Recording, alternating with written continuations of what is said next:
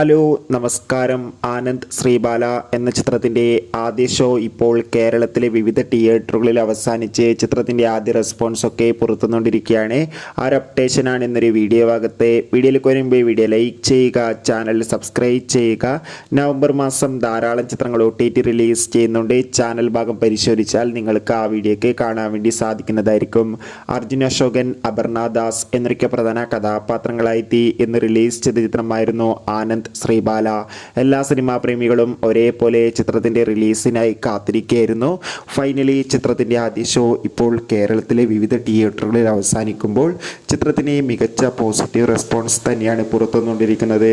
ചിത്രം കാണുന്ന സിനിമാ പ്രേമികളെല്ലാവരും ഒന്നടങ്കം പറയുകയാണ് ചിത്രം മികച്ചൊരു സസ്പെൻസ് ത്രില്ലറാണെന്നും ചിത്രത്തിൽ അർജുൻ അശോകൻ്റെ അതിഗംഭീരമായ പെർഫോമൻസ് ഒക്കെ കാണാൻ വേണ്ടി സാധിക്കുന്നുണ്ടെന്നും.